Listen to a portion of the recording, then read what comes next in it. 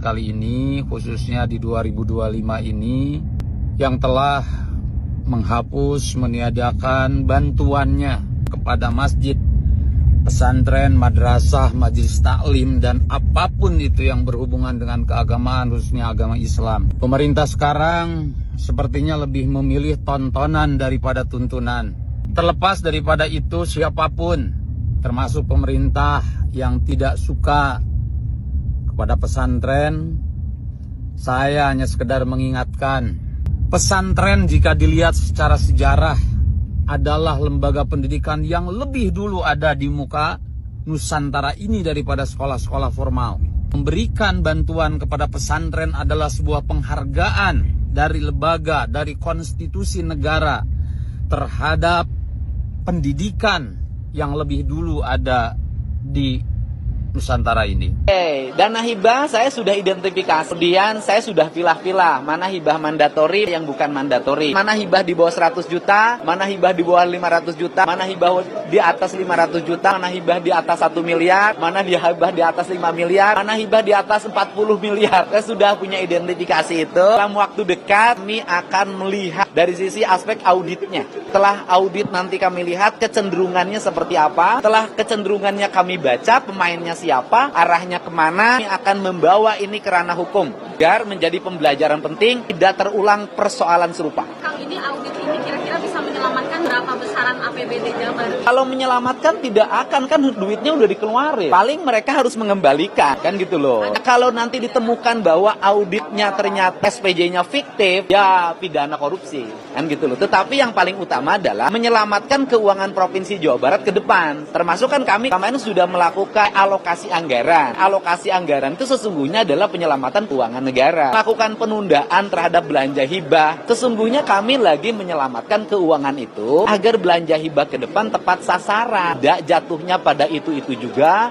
Besarannya terukur, lalu lembaga-lembaganya jangan sampai ada lembaga dadakan. Karena sistem menyimpannya bukan hanya di dana hibah. Simpan menyimpannya itu ada dititipin di lembaga ini. Lembaganya ada yang disimpan di lembaga yang berada di Provinsi Jawa Barat, ada yang di kabupaten kota. Dan kan saya sudah tahu alurnya ini semua, sehingga yang muncul ke permukaan itu adalah dorongan ketidakpuasan politik atas kebijakan-kebijakan yang saya buat. Yang kebijakan itu sesungguhnya untuk menyelamatkan keuangan daerah Provinsi Jawa Barat agar melahirkan keuangan yang transparan, akuntabel, dan berkeadilan. Kalau RU kan kewenangan pusat ya, kemudian kewenangan DPR, kewenangan pemerintah. Prinsip dasar bagi kita di Provinsi Jawa Barat adalah satu hal saja. Kita ingin daerah-daerah ini aman, tertib. Kita ingin orang berkumpul dan berserikat itu untuk mendorong pembangunan, membuat iklim investasi menjadi sehat, dan melahirkan daya dukung terhadap sumber daya manusia, khususnya sumber daya manusia di Jawa Barat. Dan melahirkan orang-orang yang senang bekerja. Gara-gara program audit dari KDM, akhirnya 4 ekor tikus tertangkap lagi anggota DPRD dari Jawa Barat terlibat korupsi ya. Satu dari PKS yang kemarin keluar-keluar menentang kebijakan Kang Deddy Mulyadi, ternyata ini. Dua dari fraksi PDIP ya, yang satu dari Gerindra. Pokoknya tidak peduli Gerindra atau apa, sapu bersih Pak Deddy Mulyadi. Dan ini bekerja sama dengan Wali Kota Bandung. Pokoknya sapu bersih yang korupsi. Dan semoga bisa dicontoh oleh pemimpin-pemimpin yang lain. Dan ini yang kasihan itu ya, modal jadi anggota DPRD itu luar biasa. Ini modal belum kembali sudah tertangkap. Mungkin kurang belajar lagi ya, mungkin kurang pintar untuk belajar korupsinya. Dan ini enaknya diapakan dulur-dulur? Apakah harus ditaruh di tengah alun-alun dulu biar semua warganya tahu, atau bagaimana? Tulis di kolom komentar. Maulana Yusuf, ekonomi naik, rakyat masih nganggur, pemerintah sibuk pencitraan. Ya terus kamu ngapain? Apa pemerintah sibuk pencitraan kerja? Lo sibuk pencitraan, nyinyirin yang kerja. Astagfirullahaladzim. Bapak ngapain? Mau kayak KPAI? Pasti tanya, tugas kami hanya pengawas. Cuman pengen kerja. Nah, tunjuk sana, tunjuk sini, gajinya gede, betul kan? Mandor. Bapak juga kerja tuh, Pak. Bagaimana caranya kami masyarakat Jawa Barat mendapat pekerjaan yang layak? Ulah nyalahkeun wae hiji jelema tawa sebagian orang, Bapak oke punya tanggung jawab di sini untuk memperjuangkan kami warga Jawa Barat agar mendapatkan pekerjaan yang layak. Kemarin tuh di Joper ribuan orang yang terimanya cuma berapa orang. Itu juga tanggung jawab kita semua, Pak, termasuk Bapak. Bukan tanggung jawab perorangan atau golongan tertentu, tanggung jawab kita semua, Pak. Pikir atuh. Sebenarnya yang saya pelajari begini teman-teman, saya tidak membela pihak manapun, tidak membela pondok pesantren yang di-stop dan hibahnya, tidak membela Kiai Ma'ruf Amin sebagai mantan Mapres, tidak membela Deddy Mulyadi juga. Yang saya pelajari ini tentang revisi dana hibah mungkin, karena Deddy Mulyadi mengeluarkan kebijakan dan Prof Jabar ingin merevisi dana hibah. Bagi mereka, bagi Pemprov, dana hibah itu tidak merata.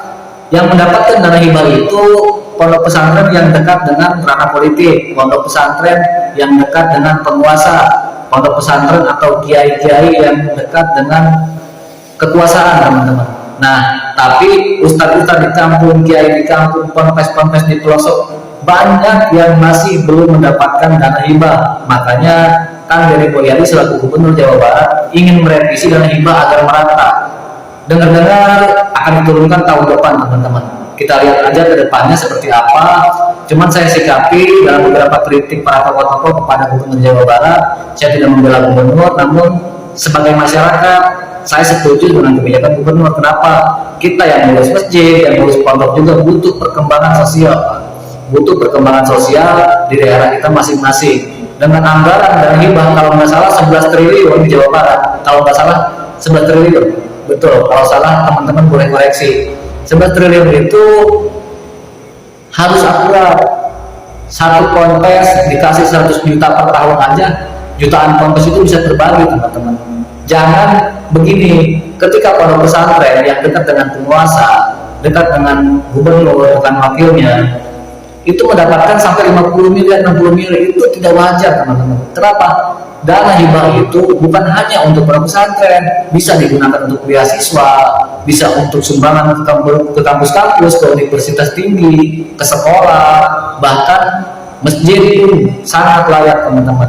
Nah, kalau saya sih setuju kalau dana hibah direvisi agar merata. Bagaimana menurut kalian? Yang jadi pertanyaan, masjid di dekat rumah kalian dapat nggak dana hibah? Coba tolong komen, teman-teman. Tajangnya di Kabupaten Sukabumi mah pasantren anu menang kucuran dana hibah zaman gubernur terdahulu teh 20 hiji pasantren nilainya 8,2 M teuing pasantren anu mananya da geus pasti ya teh pasantren-pasantren anu terafiliasi karena politiknya jeung boga akses ka gubernur. Ari pasantren atau yayasan anu aya di kampung mah biasa we rug-rug oge nya nganakeun kitu we swadaya masyarakat proposal acre-acrean ka dermawan gitu boro-boro menang kucuran dana ti provinsi nya sampai dah tuh tah der si Ibel teh mah Ibel. Makanya lu tuh kalau mendengarkan pemberitaan, melihat media sosial itu jangan cuma mengambil katanya. Katanya mah judul lagu Trio Kwek zaman dulu gua masih bocah tahun 90-an. Ya, judul lagu katanya mah. Cari mah fakta kebenarannya. Kata siapa? Gua tanya sama lu. Kalau pada Deddy Mulyadi mau mencalonkan diri jadi presiden, kata siapa? Kan lu katanya. Nah, gua tanya, katanya itu kata siapa? Karena dari mulut pada Deddy Mulyadi kagak ada keluar dia mau menjadi presiden, mencalonkan diri jadi presiden, kagak ada. Itu mah ya dengerin Ibel. Tibang hanya omongan-omongan dari rombongan-rombongan lu pada yang ketakutan pada Deddy Mulyadi jadi presiden. Lu ngomong bukan ketakutan, tapi faktanya katanya seorang tukang konten. Tukang apa itu dia ngomongnya? Tukang konten, tukang pencitraan, tukang jual kesedihan. Faktanya, emang faktanya tukang konten emang apa? Yang penting tuh hasil kontennya tersebut diberikan untuk masyarakat. Kontennya juga konten edukasi, informasi, sosial, ya kan? Minimal pada Deddy Mulyadi mau konten juga bisa ngebantu orang lah. Lu punya akun bisa ngebantu orang apa kagak? Tibang buat julid doang, buat apa? Kagak ada manfaatnya lu, ya kan? Oh, Ibel. Ngonten juga tuh sekarang pada Deddy Mulyadi memperlihatkan kepada kita masyarakatnya adanya ketransparansian. Gitu dah ya kepada masyarakatnya. Jadi kita terbuka yang tadinya kita kagak tahu menau terkait anggaran, terkait anak ini itu, bagaimana keuangan di Jawa Barat, bagaimana terkait masalah bantuan-bantuan di Jawa Barat. Kan jadi tahu kita. Dari kemarin mah pada diam-diam baik, pada ngumpet-ngumpet baik dari masyarakatnya. Ya kan? Makanya biasakan jangan hanya mendengar katanya. Ya kan? Udah mati bang modal katanya lu seserenteng. Dasar koplok. Udah bye.